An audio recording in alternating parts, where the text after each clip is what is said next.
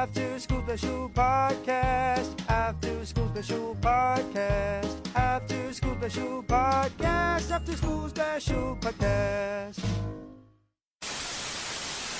Alright people, I am going to show you how to make some JNCO jeans. First you're going to need some X-Men cards and cut them up good. Alright, lay down, look silly, and get yourself a pair of scissors and chop. Yo, just keep on chopping that up, man. Snippity, snappy, snip, snip.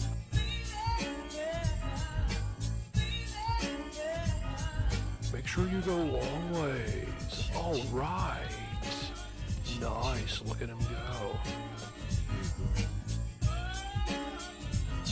Make sure you snippity snap all the way home. Okay. Measure up the leg and cut the butt. Nice work, bro.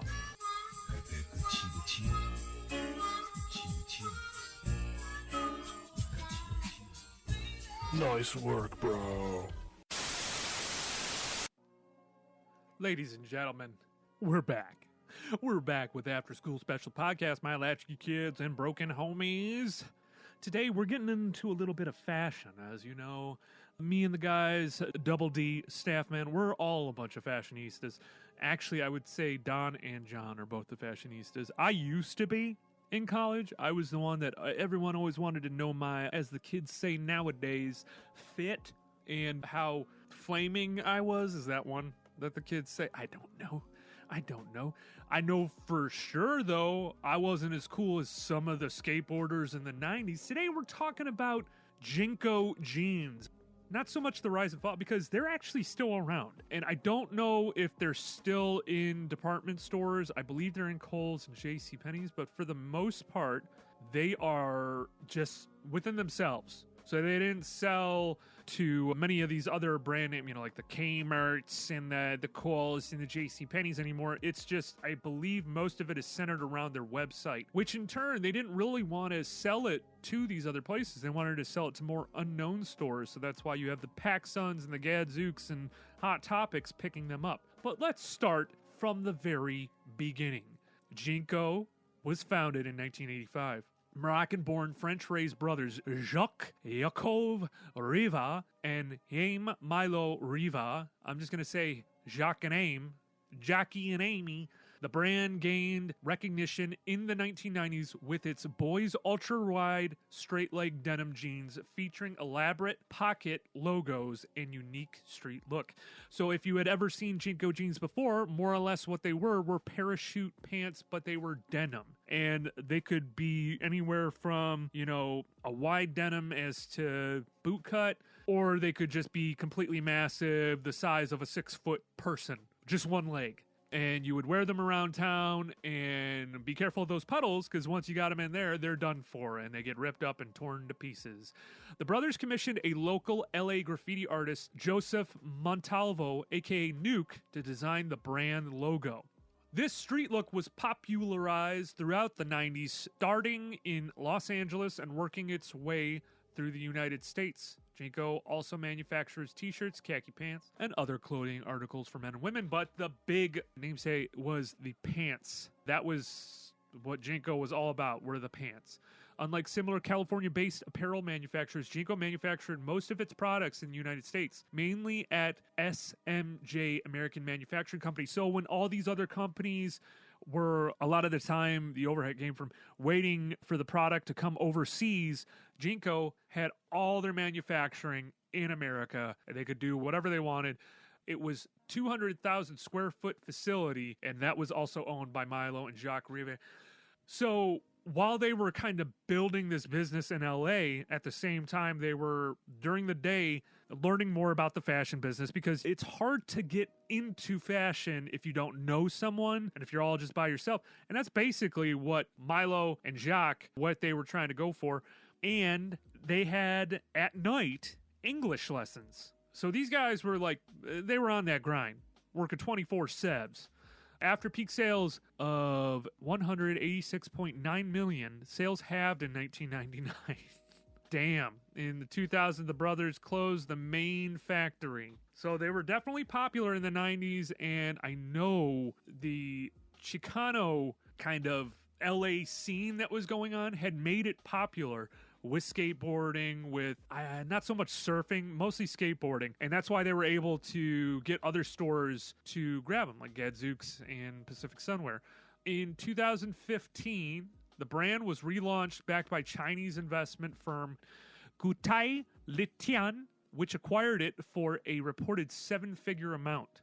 However, the new products were reported to be lower quality, which resulted in increased demand for the original jeans on secondary marketplaces such as eBay.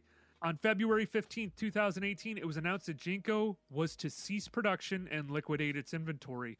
It was clarified that this applied to the then current licensed product under, we'll say, GL, the Chinese investment firm that I mispronounced, and that the brand would continue under new management. In 2019, original founder Milo Riva announced he had reacquired the brand and intended to relaunch it alongside his daughter, Camilla. This second relaunch took place on June 28th of that year, along with a new website, which is still up right now. Just to get into the styles, after JNCOs grew in popularity, department store chains such as Kohl's and JC Penney's, they started to carry them. JNCO jeans were produced in a variety of styles lines, ranging from ultra-wide jeans with leg openings greater than 50 inches to more conservative style cuts. Some were large that young children often had to sit down while putting them on. After reaching the height of its popularity within the subcultures and becoming mainstream, JNCOs were known for featuring large black pockets with graffiti-like inspired artwork embroidered that became more cartoonish as the 90s ended, including flaming skulls and the JNCO crown, which, if you all know, flaming skulls, the fashion forefront of everything. It's the Karl Lagerfeld of big jeans. Some names of JNCO styles included Mammoth, Crime Scenes, Flamehead, geared for kids and teens, Flamehead, Mad Scientists, Buddha, Tribals, and Rhinos. These are all great things that came out of the 90s, right? Flaming Skulls, Tribals, just skulls in general, chains, twin cannons, kangaroos. These are all the things I f***ing hate. And then nowadays we have other fashion icons like the Punisher emblem.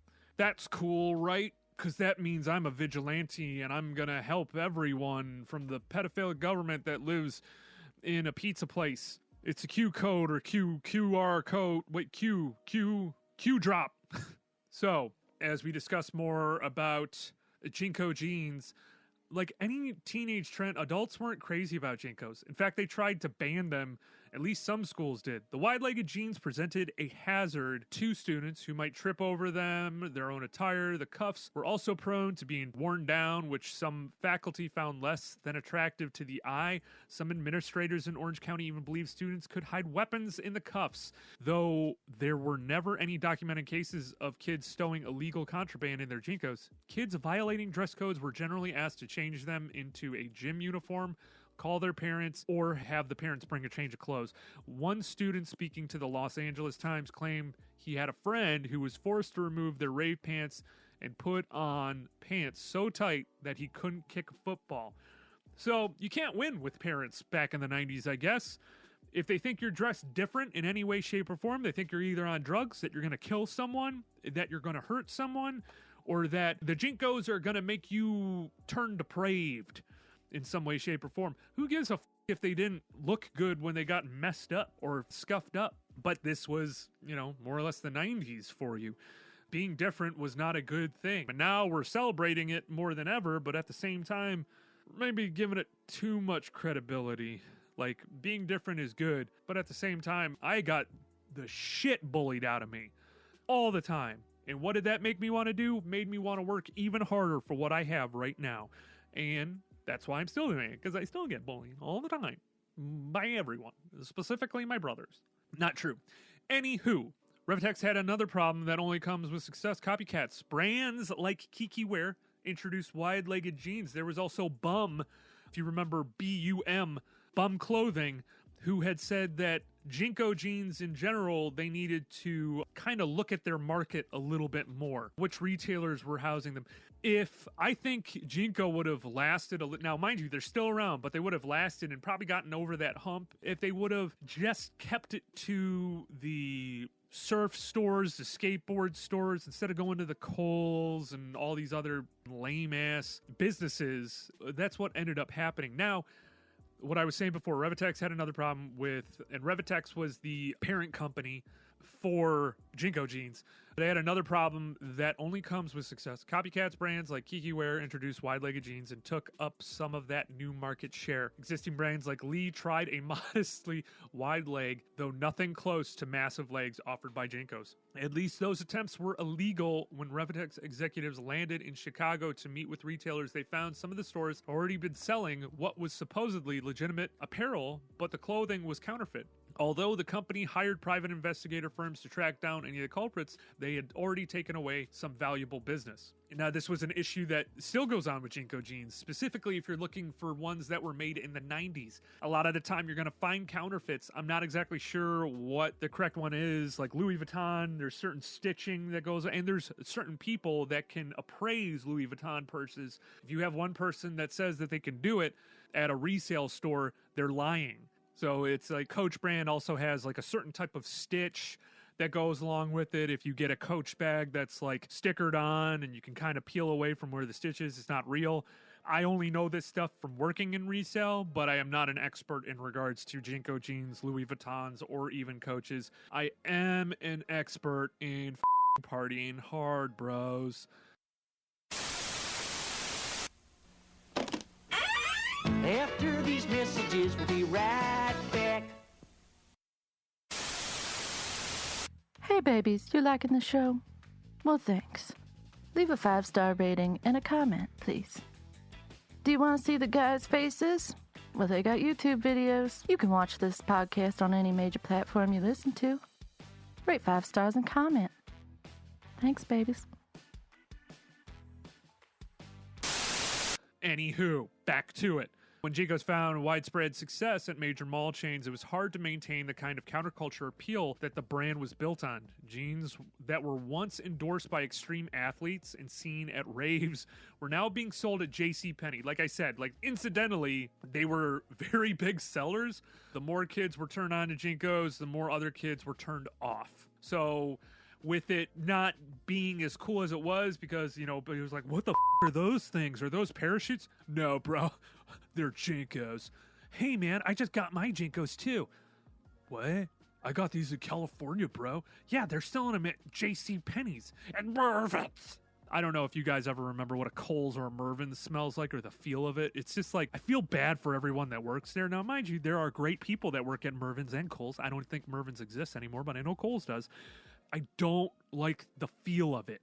It's so depressing, and, you know, maybe that's why I work such a shit job and it's depressing, but it's not Kohl's or Mervin's depressing. Anywho, so JNCO tried to avoid the fickle factor. They branched out into khakis, which also might have gotten around some school dress codes on technicality, and offered shoes and tops. They started marketing to teenage girls, which hadn't originally been their focus, but a lot of teenage girls were wearing these pants even with regards to no marketing towards them. But their teen overlords were already beginning to move away from the trend. Baggy jeans were out. Mind you, I don't think I ever wore baggy jeans then. I know I had some corduroys, but I wore boot cut for a little bit too long. Mainly because I loved cowboy boots, but you can wear the same thing with a straight leg, and a lot of people don't make boot cuts anymore, at least in the Midwest. Maybe in Tejas, that's Texas, for all you Midwesterners and Californians and all our listeners on the East Coast and West Coast. Baggy jeans were out. Drawstring and cargo pants were in for a very short amount of time. Pacific Sunwear was one of the several stores that had to eventually mark down JNCOs just to clear out their inventory. So I don't remember them being at PacSuns. I do remember them being at Gadzooks, and I did get not a pair of JNCOs, but something else. They were black, and they had almost like the chain straps. They're doing the crisscross on the back. And then I also got a Kid Rock shirt. This was a phase of mine where I didn't really know where I belonged, and I still kind of don't nowadays, but I know I got my friends and my family. That's all I need in this crazy, kooky, bleak earth. At gag suits, the 48 to 58 jeans were lowered to $29.99. The skate aesthetic had been overcome by Polo and Tommy Hilfiger, which is insane to me because at that time I was dressing skater, but it wasn't JNCOs. I was wearing regular shorts, but I was Birdhouse, Alien Workshop, Independent, Element was another one. The real blow came from no less authority than Cindy Levitt, a merchandise manager for Hot Topic, who said the chain began to worry when JNCOs started showing up in other storefronts. They were, in Levitt's words, uncool, which must have pierced JNCO devotees like a knife in the heart. Also, Cindy Levitt had piercings all over her body, tattoos, wore black lipstick, black eyeshadow, super goth, right? No, she just knew that once you start getting into these main corporations, even though technically Hot Topic Corporation was the coolest thing at the time, but now there might be a Hot Topic near us. There's like a mall near us that no one goes to other than older people, mainly to get their walking in. You know, like, I'm never going to be able to enjoy that. I don't even know if I'm going to ever be able to retire. Hopefully this goes somewhere and maybe I can save some money. But, you know, I really was looking forward to my mall walking days where I get to go hang out, go to the Bob Evans inside the mall or whatever, Coney Island or Sunny Side Up, Early Bird Special motherfuckers are out there. Grab a cup of coffee, sit with my buddies, and then the ladies come over for tea time, and then we're kind of canoodling with them, and then finger blast an 80-year-old. Okay, I digress. By 2001, JNCO had closed the massive factory, which I had spoke about. Why did JNCOs resonate in the first place? That is a question for the ages. They actually had a practical application. Skateboarder jeans. The jeans could easily fit over knee pads or rollerblades, which doesn't make sense to me because why would you want to f up your jeans? All you would have to do is just put the knee pads over the jeans. But they just wanted to adopt what they perceived to be the style preferred by those on the outskirts of society, or at least the fun, relatively safe section of the outskirts that appealed to suburban teens. JNCOs were just the latest in a long line of fashion trends, from bobby socks to bell bottoms, that announced a kid had their own identity and that could make their own choices. Now all the kids wear Carhartt, which in reality, Carhartt even has a brand that's like for higher end Carhartt stuff. You know what I wear my Carhartt for? When I'm at work, out in -degree weather, but now it's like a fashion trend, which cool. I never quite understood that. I don't wear Carhartt because it's comfortable or I think I'm stylish. I wear it because it keeps me warm when I'm keeping your lights on in your subdivision. But, you know, JNCOs, I'll wear JNCOs and my Carhartt together to work. How about that? All right, I digress as we move on. So we spoke about the rise. We spoke about kind of the downfall, but it wasn't like a meteoric rise either. They took their time. The brothers Riva, in regards to kind of understanding their product, what they wanted to push for, really getting involved with the Chicano style and movement that was going on in LA. I have to praise them for their ingenuity in regards to this. Mind you, I think they look dumb as shit, but it was a style. And technically, with the Harajuku style that's going on in Japan, and I'm hoping I'm getting that right, I thought it was Harajuku. It's like similar to Gwen Stefani, made it popular in a way, but it's always been there. So JNCOs, in general, are still at raves today. And I think it not only was the skateboard, but also the rave style. And the rave shit still goes on, and people are still wearing JNCOs right now. So the question is, are they still prospering? Are they still open? As of right now, in 2021, the website is still running. You cannot believe the marketing impact we have had over there because we are an American company, Milo Riviere told the Los Angeles Times. And this is in Europe. It's the newness of the phenomenon, which was back in 2000, and you really can't count them out right now because the showroom has closed, but 2018, the final nail was put in the coffin when the brand announced, while this is the end of an era of JNCO, what JNCO stands for will continue to live on, and all the customers and fans who carry on the spirit of the brand and all it represents. The brand wrote in a farewell post on the website, the final sign off, stay true, JNCO lovers. The brand still functions today. They are offering up a new product that honors the original Wile JNCOs. It was destiny Milo, Riva, told Los Angeles Times, is not something you can program. It is not strategy you can create. So JNCOs are still around. The style, I never quite understood it, never quite got it. I have to give it up, the Riva brothers, and, what they push. And technically, it's an American company, but they were Moroccan-born, French-raised, so technically immigrants in some way, shape, or form, but that's what makes this country great. Our immigrants, their hard work ethic, because I can tell you right now, most Americans are just lazy shitheads that would rather watch Netflix all day, smoke weed, eat pizza. Am I talking about myself? Yes, but that's okay. That's okay. After these messages, we'll be right back. Hey guys, as always, you can catch this podcast on any major platform you listen to podcasts. Please make sure to rate us 5 stars and comment on how you're liking the show.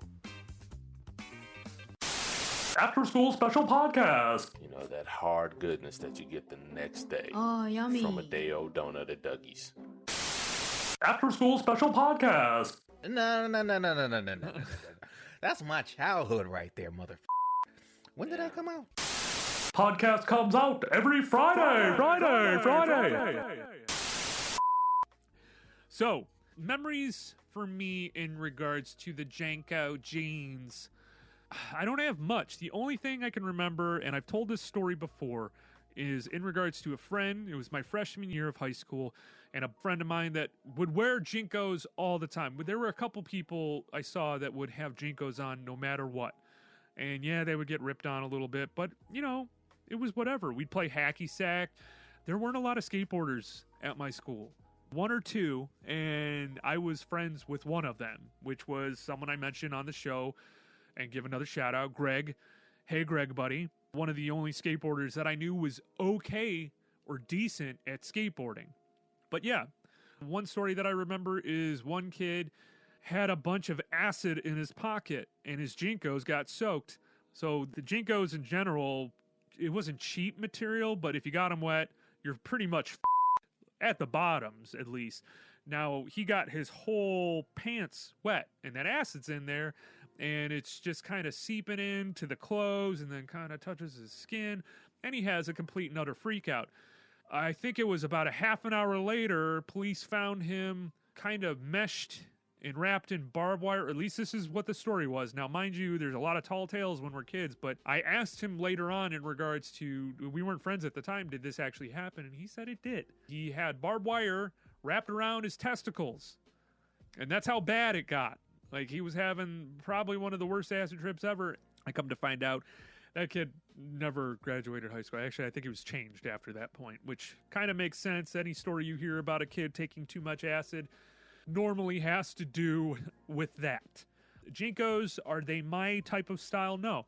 At the end of senior year, I really got into Western shirts. So I got made fun of a lot, but still the coolest person that ever went to that school. But I have to give it to a lot of the people that had started wearing it first. Innovation. Innovation breeds creativity. We want individuality. So how do we find it? We find it through clothes. We find it through the things that we like. Are we more individuals now with the creation of social media instead of clothes? I think clothes gave us more of an individuality, but at the same time, it's the same. We're being sold a product. It's just simple capitalism. And it's not bad. I'm not against it either. I love clothes. The arm of a hoodie. I love fashion in general. I just can't do it. You have 2 kids, and it's hard to keep up with fashion trends.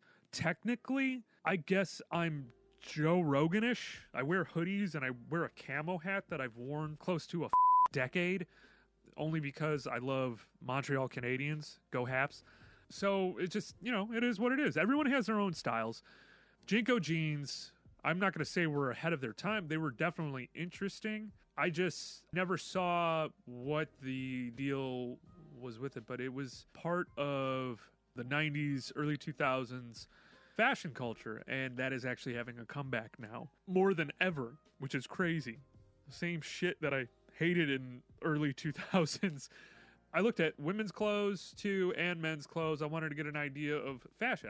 I was interested in dressing people at one time, and now I'm just trying to find shirts that fit me, because for some reason, as you get older, you get fatter.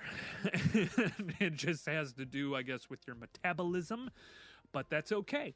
So, hope you enjoyed the episode in regards to JNCO Jeans. It's pretty much the history and the downfall. Nothing too crazy about it. Just a typical company. Nothing lasts forever. But as I've said before, time is a flat circle. So we are doomed to repeat this awful fashion cycle. I don't have a problem with JNCOs, but the whole early 2000s and late 1990s is probably some of the worst fashion ever. And right now we're already going through like horrible film time and horrible music time. It just, am I getting like old and curmudgeon-y where I'm like, this isn't what it used to be. I used to listen to the Strokes, and there was Linkin Park and Deftones. And then in regards to the music that I have listened to, like I listened to Bossa Nova and all that shit. I'm cool, man. Yeah, I just think fashion in general for me is important. Music, movies are important. I just think that era of fashion is awful. And for some reason, these millennials or these Gen Zers love it. So I'm all here for it, because like everything is just showcasing a downfall of our society in general. And I think a big precursor to that is social media and showing the fashion that is good, because we have nothing creative going on in this world right now. Nothing other than a Marvel Cinematic Universe. No. I don't know, guys. What do you think? Do you think it's great that JNCO's still around? Do you think it's great that low-rise jeans are coming back? I don't know. Was that a thing? Boot cuts may be coming back. That might be for me, my friends and darlings.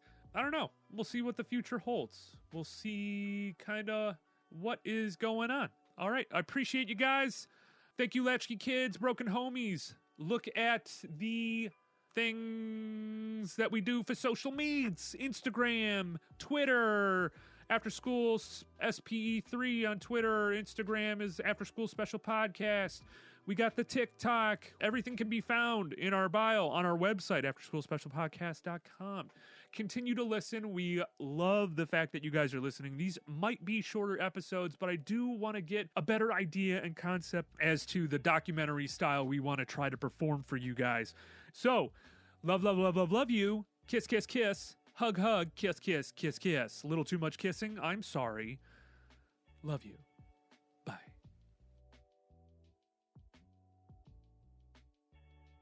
Hey everyone, it's Aaron from After School Special Podcast.